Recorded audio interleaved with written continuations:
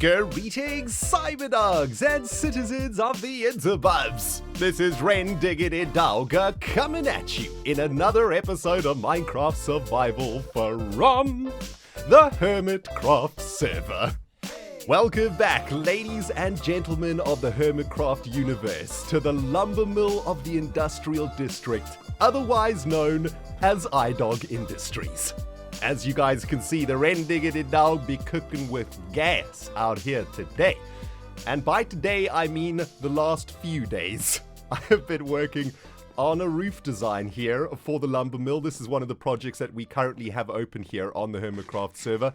And I have to be completely honest with you guys, it has been a pain in my ReNDoG butt. This roof is going to be absolutely massive because the building that we're trying to build this roof on is, well, absolutely massive. The good news is, though, as you can see, I've made some serious progress when it comes to the initial design structure of this roof. I gotta be honest though, I've done a little bit of cheating when it comes to the design of this roof because I have been doing a bit of sketching in a creative world. Let's quickly jump over there. I'll show you my idea for this roof, but I tell you something, guys, this is gonna be a project and a half. So welcome to my creative world, guys, and down there is a massive sketch for the roof that I'm attempting to throw on top of the ReNDoG Industries log factory. And yeah, it took me about 2 or 3 hours to come up with this design, and I vastly underestimated how difficult it was going to be to make this roof look really sweet. The problem with this roof is that it is a really massive footprint. From this corner of the roof all the way over to that side is about 56 blocks across. And what's made this roof very difficult to sort of architect, I suppose, is that it's actually made up of 2 roofs. We've got a roof that goes in this direction, and then we've got another roof that goes in this direction. And at some point in the middle, we needed to make them intersect. And yeah, I probably went through about 3 or 4 designs until I landed on this one. Now, one of the major challenges I had with sketching this roof, guys, is that when I first made it, I made it completely out of oak wood planks over here. And unfortunately, that just created a massive canvas of light brown, and it looked really terrible. So what I'm going to try to do in the final build is get a little bit of spruce planks into the design itself. Things like this, you know, where we see like a massive big logs incorporated banner or something. That needs to be a Z though. But yeah, I try to get a whole bunch of different features in here too, just to make it look a little bit more interesting. Got some chimneys cooking over here, and I got these really nice little windows over here, which I think look really sweet. I want these windows to run all the way along the broad side of our roof here, which I think will add a nice little bit of interest to it. And on this side of the roof, we again have this sort of slanting design where the top of the roof is nice and flat, but then we have a nice steep drop and then another bit of flatness. And that to me is kind of the design I was trying to achieve, trying to look like, you know, an industrial lumber mill of some kind. But yeah, this is what I'm going to be trying to get onto the Hermitcraft server. Unfortunately, this sketch is not exactly the same size as the Hermitcraft sketch. This is an even numbered roof, and on the Hermitcraft server, we actually have an odd numbered roof. So it's going to be a little bit more of a challenge to get it looking quite as awesome as this. But yeah, pretty happy with the design. What do you guys think? Now, one of the other challenges that I've been facing here on the Hermitcraft server is the interior design for our log factory, which explains the lack of videos this week. I've been spending so much time trying to figure out exactly what the inside of our factory is going to look like. Unfortunately, we got a few problems that I needed to find a solution for. Number one, Impulse's log cutting machine is absolutely massive and completely asynchronous, and it's been kind of difficult to create an interior design for the place. But last night on stream, we had a little bit of a breakthrough, and this is what we are looking like on the inside. Now, I've erected these walls here, which don't go all the way up to the top because we don't want to be messing with any of these blocks over here. All of these blocks that you see actually move when this factory is working, so we don't want to get in the way of that. On top of that, though, I wanted to keep it feeling a little bit like a factory, and I kind of like seeing the redstone and the pistons and all this sweet jazz going on around here. Makes it feel like we really are in some sort of a factory, and I think I kind of want to keep this visible to the eye. But really like the way that these walls have turned out. Still need to get some lighting and stuff in here, but let me take you on a quick tour of the ReNDoG's Industry Lumber Mill. First and foremost, of course, we've got the control room over here, and this is where all the magic happens. This is where we automatically cut down every single tree tree type other than dark oak wood logs, and this is what's supplying Big Logs Incorporated in the shopping district. Now, of course, there's a couple of other parts to this factory, i.e. the output chest. This is actually the chest where all of the logs arrive when we turn the factory on, and then we need a place to store everything, to store all of those juicy logs as they get produced. And last night on stream I managed to fix a little bit of a storage situation over here. We have a cell for each of the different log types here, and we've slowly but surely started to populate these chests. Listen guys, I know that I'm bad at Minecraft, but I do know one thing. You need to have invisible blocks above chests to open them. These are just for show, of course, just to finish off the nice symmetry of the 3x3 chests. But yeah, that is basically the interior of the lumber mill completed. Very, very pleased with this. Once the roof is on this sucker, we'll be able to do a few more tweaks here to the interiors, maybe get some really cool chandeliers hanging from the roof, and we'll be able to see what it looks like on the inside. But I've got quite a task ahead of me now, guys, and that is going to be to get the initial oak wood plankage platforms down here on the roof. And I've got an absolute ton of oak wood slabs, and the way that we're going to do this is one step at a time. As I mentioned when we were looking in the creative world, this roof is made up of two different roofs that intersect at this position over here. So the best way to actually get roofs like this to interact with each other is just to build them up layer by layer, kind of like an onion. So what I'm going to do is just build up our rows of slabs like this, our rows of stairs all the way to this position, and I'm going to do exactly the same on the other side, and then we'll come to a point where they intersect quite nicely up the middle here. And once the sketch for the roof is down, we can start adding some spruce wood accents into the roof, and it's going to look absolutely sweet. So yeah, go get yourself a beverage, guys. We got a ton of work to do today. Now we be cooking with gas, baby. Whew, this roof is coming along a treat, my friends. Even though it's taken a good part of the afternoon to get done, a lot of progress has been made on this sucker, and I have pretty much managed to stick on the first version of the roof without any hitches, although some challenges have arisen, which explains why there are holes currently in the roof.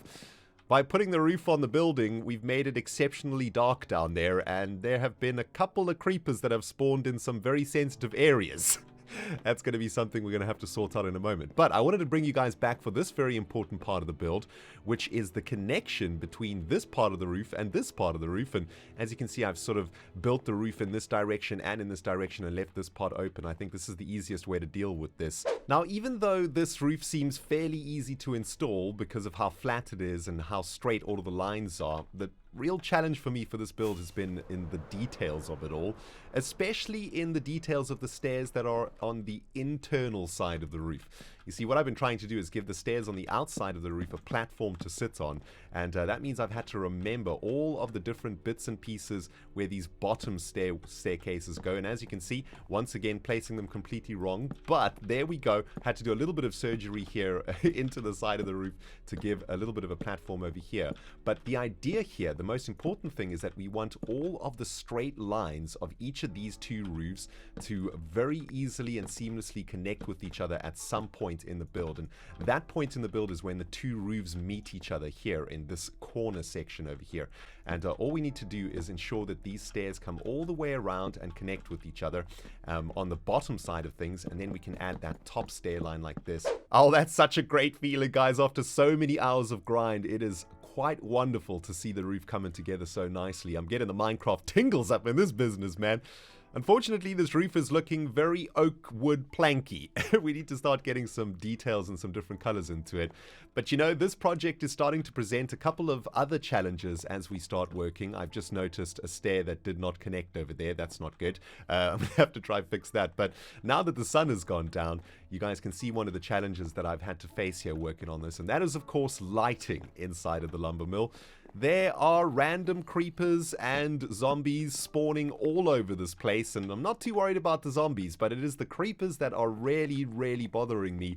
I don't want Impulse and I to get a surprise explosion at some point while we are here in the lumber mill, and I think I'm probably going to have to spend quite a lot of time off camera figuring out where these zombies are. I can hear a zombie moaning.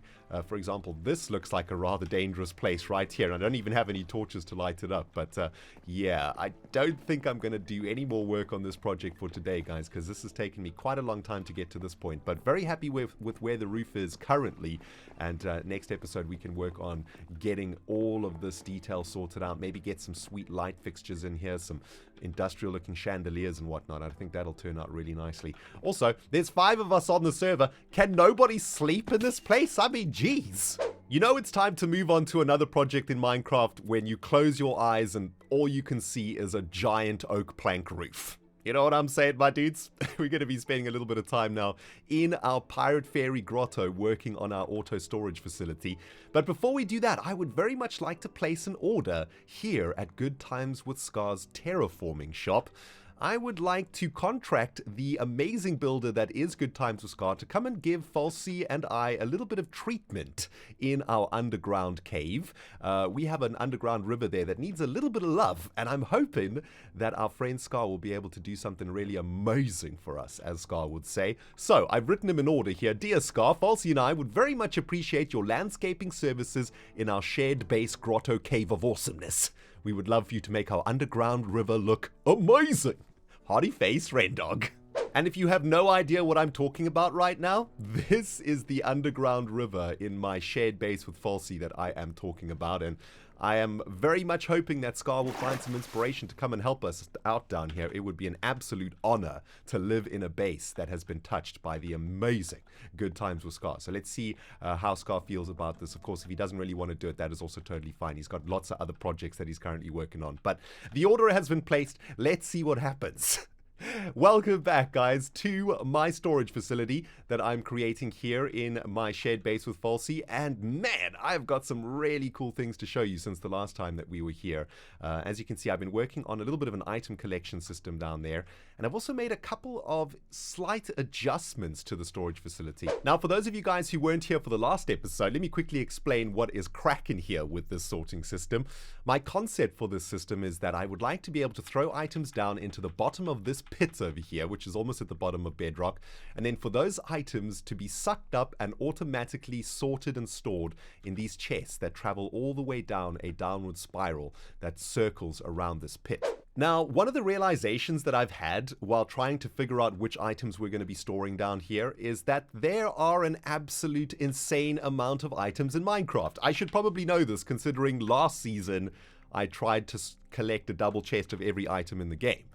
What this made me realize, however, is that this storage facility is going to be custom created for Falsey and I, and we're only going to be storing the items that we really need. You know, so things like seeds and nonsense like that, that's not going to be what we are storing here. We're just going to be storing the items that we are going to be using to build stuff in Minecraft. I think that's going to be the best way to create this system. However, even with that in mind, turns out there's nowhere near enough space to store all of the items that I would like in here. So what I've been doing off camera is creating a couple of more partitions for our storage facility. And what I realized is that because our storage facility goes in a spiral, there are sections of the hopper chain that are kind of long to connect the north, south, east, west parts of the spiral to each other. So take a look at this. I managed to create another little room here, and this is going to give us access to another 6 or so chests that we can store items in. And I think I've done exactly the same here as we've spiraled down. I think there's probably another room down here.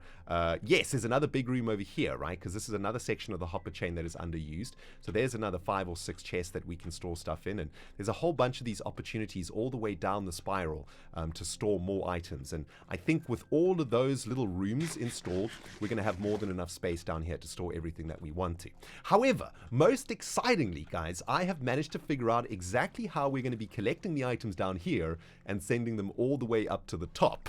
And that's kind of what I want to take you through right now. So all the way at the bottom over here, guys, I have got a full water flow that is going to be sending items that are dropped into the pit directly into a secondary stream down here, which is going to be flushing those items all the way into an item elevator that is all the way at the end of this thing. Now, the really cool thing about the Aquatic update, of course, is that we now get bubble vaders. And bubble vaders are so amazing for item transport.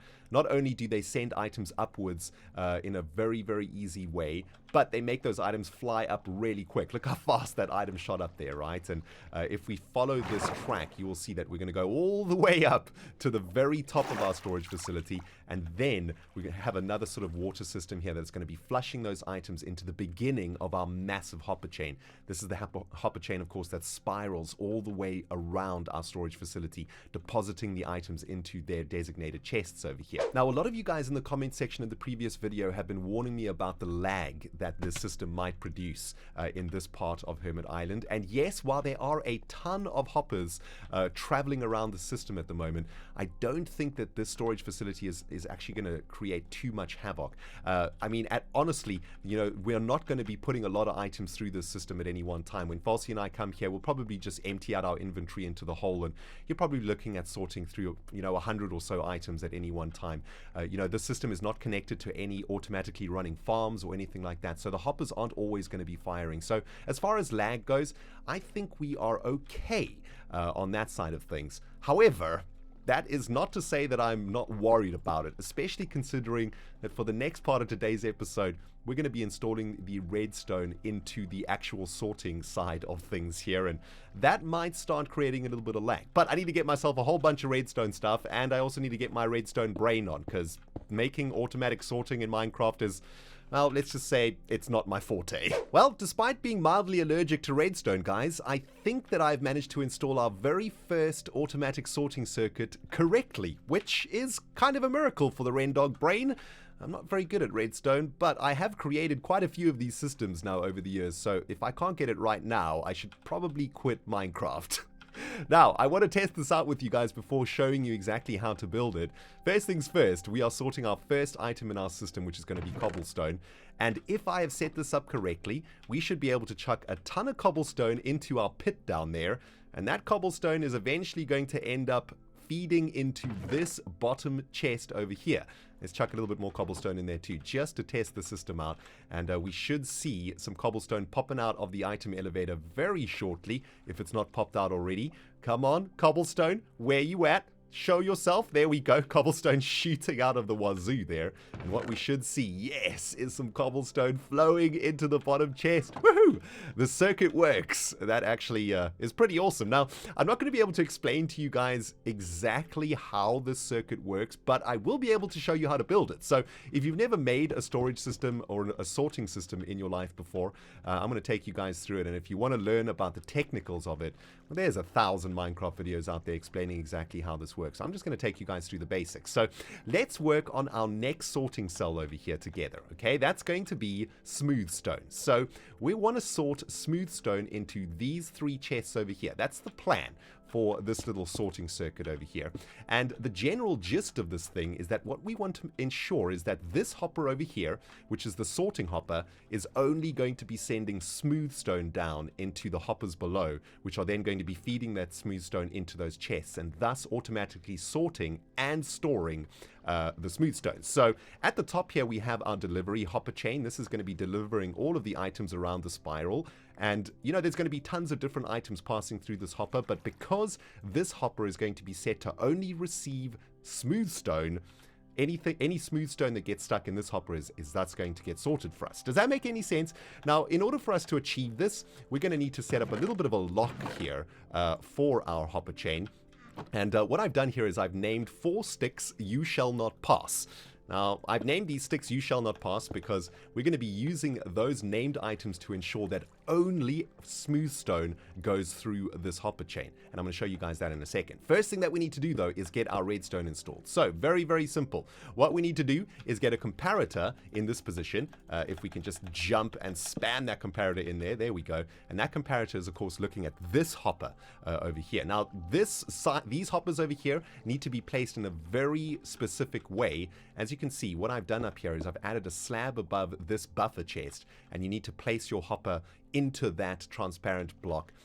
I don't know the technical reason for it, but this needs to happen, okay? Like I say, if you want to learn the technicals, go find it somewhere else. I'm just going to mess it up if I try explain it to you. Anyway, this comparator is going to be looking at this hopper, which of course is taking items from the hopper chain above, and we're going to go with a comparator into a couple of redstone dusts, and then another little bit of dust down here, and then most importantly, we're going to need a repeater over here to send a pulse from the redstone dust into this block, and on this block we're going to be adding a redstone torch. So essentially what is happening is as those items pass through these hoppers, this comparator is going to be triggering a couple of pulses. That pulse is going to be turning off this redstone torch, which is going to be keeping the system flowing until a very specific state is met inside of this hopper. Now these hoppers over here in the chain, I call these the sorting hoppers, and if we have a look at our first one, we have got 41 cobblestone in here and 4 items called You Shall Not Pass. Now what this ensures, of course, is that any cobblestone that travels above this hopper is going to go through this hopper and into the chest below, but any other item, including sticks, will not go into this hopper. Now, these named items aren't required, I believe, but I just like to do it for safety's sake. Now, we're going to set up exactly the same blocking mechanism. I guess this is kind of like a filter, right, that we're setting up here for our smooth stone hopper. So we're going to stick our stack of smooth stone in first, and then our named items like so, and what we'll see is those stone blocks will drop all the way down until it hits 41. But now, we should have set up a filter for smooth stone in our second cell of this storage system over here. And that means we should be able to chuck a whole bunch of stone and a whole bunch of cobblestone into our system, and we should be able to see the smooth stone and the cobblestone landing up in their different cells over here. So we're going to put our system to a nice bit of a stress test over here. Let's chuck in all of the stone, all of the cobblestone that we have in our inventory, and as we can see, those items are zooming down there. They'll be heading into the item elevator shortly, and what we should now see is a whole bunch of redstone shenanigans kicking off back here. Yeah, we can see some redstone torches are turning off, and comparators and repeaters are flashing like nobody's business, and we should see cobblestone flowing into here. Maybe, no, but we should see smooth stone flowing into here, which is good, but we're not seeing cobblestone flowing into here, which is slightly concerning. Oh, I see what's happened here, guys. Because we sent a bunch of different items into the hole, of course, we only have a single hopper chain delivering those items into the system. And, well, there's kind of a queue here, right? So the top hopper chain is going to be sending smooth stone and then cobblestone and then smooth stone and then cobblestone into the next hopper. And slowly over time, I suppose, we will see those different items landing up in their chests. Of course, we have to install this little circuit into every single chest of our sorting system, which is going to be about 100 to 150 chests, which means an insane amount of comparators, repeaters, and, well, requirements for zero derpage. So I'm going to probably do most of this redstoning off camera, guys. Next time we come together, our sorting system should be up and running. But very happy that I actually managed to make this work first time today. I thought it's going to take me a few more hours, but it is working a treat, and we are now sorting smooth stone and cobblestone in our system, and only 148 more items to go. Nice. Well, that's going to do it for me from the Hermitcraft server today, guys. It's literally taken me about 4 days to put this episode together, so I am quite keen to get it edited out to you guys and start working on the next one as soon as possible. But I do hope you have enjoyed hanging out with me today, working on some roofs, working on some redstone. It has been a blast. And of course, if you did enjoy it, don't forget to hit that like button, man. It means a lot to me, and of course it helps my channel out. And if you want to support me, that's a great way to do it. And of course, if you want to see more and want to get a notification next time we go live, make sure you hit the subscribe button and jingle jangle the notification bell. My friends, ReNDoG signing out from the Hermitcraft server, and we'll smell you all in the next episode.